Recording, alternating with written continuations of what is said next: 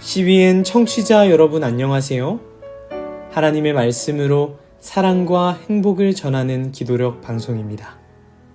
오늘은 10월 4일 안식일입니다. 기도력 제목은 나를 따르라 입니다. 주제 말씀입니다. 그 후에 예수께서 나가사 레위라 하는 세리가 세관에 앉아 있는 것을 보시고 나를 따르라 하시니 그가 모든 것을 버리고 일어나 따르니라.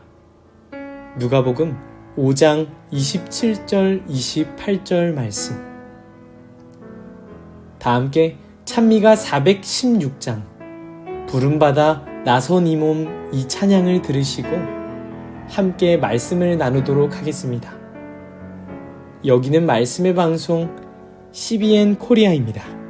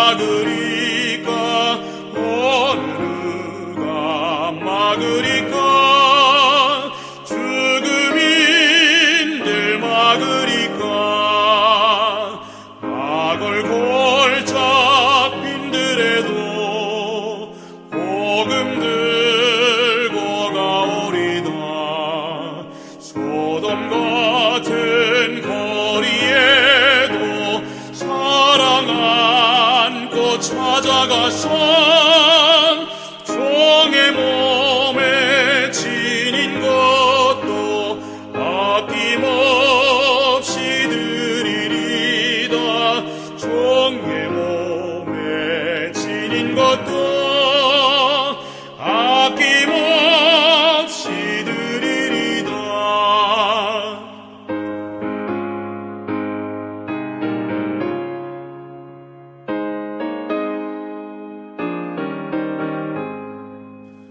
존귀 영광 모든 권세 주님 홀로 받으소서.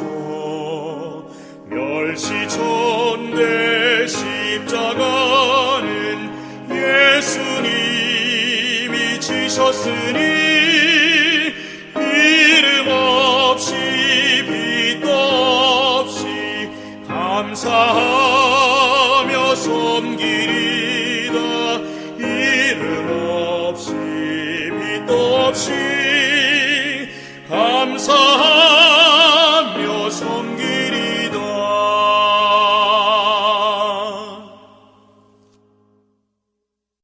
10월 4일 안식일, 나를 따르라.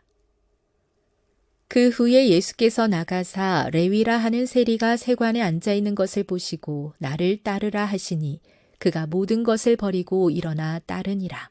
누가복음 5장 27, 28절. 팔레스타인에 있는 로마의 관리 중 가장 미움을 받는 대상은 세리였다. 세금 징수원들은 백성의 희생으로 자신의 부를 쌓으며 사리 사욕을 쫓는 착취자들이었다. 로마 당국으로부터 이 관직을 받아들이는 유대인은 민족의 명예를 저버리는 자로 여겨졌다. 그는 변절자로 멸시당하고 사회에서 가장 더러운 존재로 취급받았다. 그 부류에 속한 사람이 레위 마태였다. 그는 게네사렛의 네 제자에 이어 5번째로 그리스도를 섬기도록 부름받았다. 바리새인들은 마태를 직업으로 판단했지만 예수는 진리를 향해 열려있는 그의 마음을 보셨다. 마태는 구주의 가르침을 들은 적이 있었다. 각성시키는 하나님의 성령께서 자기의 죄를 드러내셨을 때 그는 그리스도에게 도움을 받고 싶었다. 그러나 랍비들의 배타적인 태도에 익숙했던 그는 이 위대한 교사가 자신에게 관심을 기울이리라고는 생각하지 못했다. 어느 날 그는 세관에 앉아 있다가 예수가 다가오는 모습을 보았다. 나를 따르라고 부르시는 말을 듣고 그는 깜짝 놀랐다. 마태는 모든 것을 버려두고 일어나서 예수님을 따라갔다. 망설임도 의심도 없었고 가난과 역경이 수익성 좋은 사업을 대신하리라는 생각도 전혀 하지 않았다. 예수와 함께 지낼 수만 있다면, 그분의 말씀을 듣고 그분의 사업에 함께 할 수 있다면 그것으로 충분했다. 부요한 마태이든 가난한 안드레와 베드로이든 주어진 시험은 동일했다.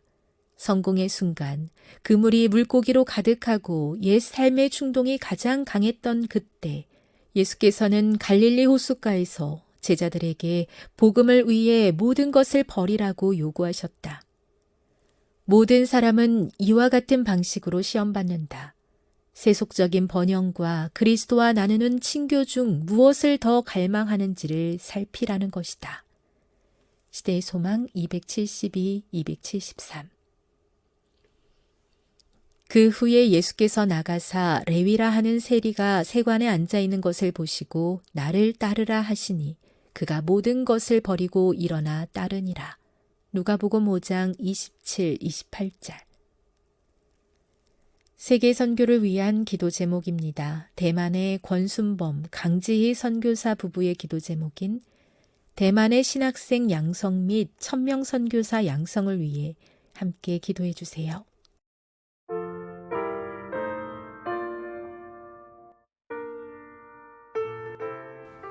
예수님께서 종의 형체를 취하시어 이 땅에 오셨습니다. 예수님께서 이 땅에 오신 이유. 누가복음 19장 10절은 예수님께서 이 땅에 오신 이유에 대해서 다음과 같이 기록합니다. 인자가 온 것은 잃어버린 자를 찾아 구원하려 함이니라. 인자가 온 것은 잃어버린 자를 찾아 구원하기 위함이었습니다. 한 목사님께서 설교 시간에 이런 질문을 하셨습니다. 여러분, 왜 예수님께서는 30년의 유년 시절과 3년의 공생애를 사셨을까요? 예수님께서 3년의 유년 시절과 30년의 공생애를 사셨다면 더 좋지 않았겠습니까? 효율과 효과성의 맥락에서 말입니다. 여러분에게 질문 한 가지 드립니다.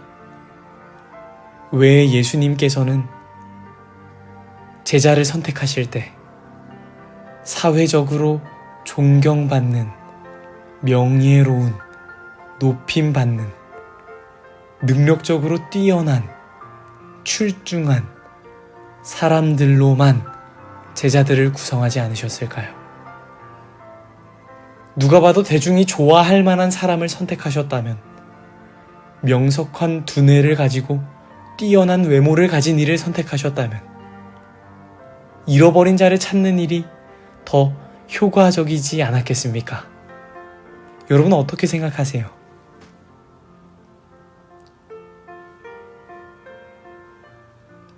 그 목사님의 말씀 참 마음속에 울림이 있었습니다. 3년의 유년 시절과 30년의 공생애를 사셨다면 더 좋지 않았겠습니까? 하는 그 질문. 그 질문에 대한 목사님의 대답을 제가 읽어드립니다. 영원하신 하나님에게 시간은 어떤 의미일까요?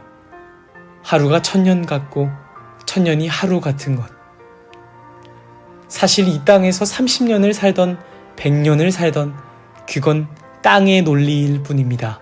세상의 삶은 그렇게 시간으로 측정되는지 모르지만 신앙인의 삶은 그렇게 측정되지 않습니다. 신앙인의 삶은 사명으로 측정되죠. 얼마나 살았느냐보다 중요한 건 하루를 살아도 너는 사명을 감당하고 있느냐라고 질문하는 것입니다. 예수님은 장수하려고 이 땅에 오신 분은 아니었죠. 그분은 언제나 사명자로 사셨습니다. 목사님의 말씀을 들었을 때 교회 안에서조차도 효가와 효율을 따지는 우리의 모습을 발견하곤 했습니다. 예수님은 그러지 않으셨죠. 그가 어떤 부류의 사람이던 그가 진리를 향해 열려있는 마음만 있다면 제자로 삼으신 겁니다. 그래서 사도 바울은 이런 기이한 현상을 이렇게 서술하는 것입니다.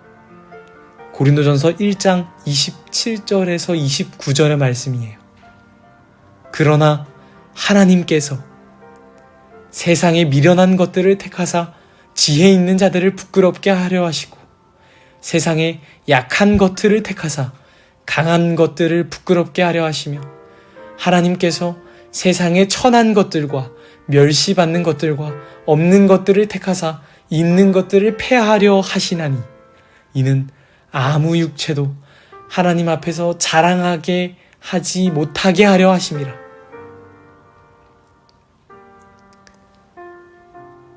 하나님의 영광이 온전히 드러나기 위한 선택에 여러분 능력이나 지위는 없습니다.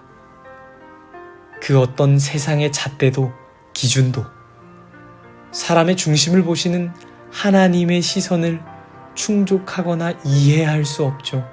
그런 의미에서 아마 나보다 못난 예수님의 제자들이 제자로 선택됐다는 것에 대해 이해하지 못했던 유대인들 아마 많았을 겁니다. 그러나 하나님의 방식은 달라요. 하나님께서는 미련한 것들을 택하시죠. 그가 무엇을 더 갈망하는지 살펴보신다는 겁니다. 부유한 마태이든 가난한 안드레든 베드로든 예수께서 모든 것을 버리고 따라오라고 요구하실 때에 즉시 순종하였던 것. 그가 무엇을 더 갈망하는지 살펴보신다는 겁니다. 여러분은 어떠세요? 이 세상을 살아가면서 사명자로 살고 계십니까? 바라기는 예수님께 즉시로 순종하게 되기를 간절히 소망합니다. 기도하겠습니다. 예수님께서 나를 따르라 하셨을 때에 그가 모든 것을 버리고 일어나 따랐다고 성경에 기록되어 있습니다. 사랑의 하나님, 우리를 부르실 때에 우리가 가진 모든 것들을 제하여 두고 오로지 예수만을 따르는 그런 선택을 할 수 있도록 주님 인도하여 주시옵소서. 우리는 예수를 나의 개인의 구주로 삼는다면서 얼마나 많은 우상들을 우리의 마음의 중심에 두고 있는지 모릅니다. 주님, 이제 이런 생활을 끊어버리고 나를 따르라고 말씀하시는 예수님을 따라갈 수 있도록 도와주시옵소서. 오늘 특별히 대만에서 하나님을 따르는 권순범 목사님과 강지희 사모님을 위해 기도합니다. 주께서 보내신 이 종들의 필요를 채우시고 부족함이 없게 하심으로 세계 선교를 위해 이바지하는 데에 어려움이 없을 수 있도록 주님 도와주시옵소서. 대만의 신학생 양성과 1000명 선교사 양성을 위해 기도합니다. 복음의 씨앗이 땅끝까지 뿌려지는 과정 속에 자신의 소명을 발견한 이들을 영적으로 성장시켜 주시고 훈련시켜 주셔서 한 명의 사명자로 살 수 있도록 주님 인도하여 주시기를 예수님의 이름으로 기도드립니다. 아멘.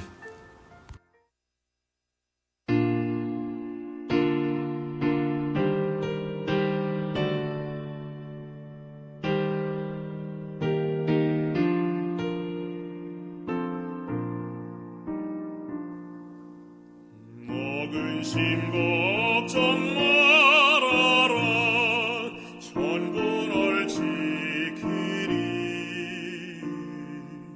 주 날개 밑에 거하라 전부 널 지키리 전부 널 지키리 아무 때나 어디든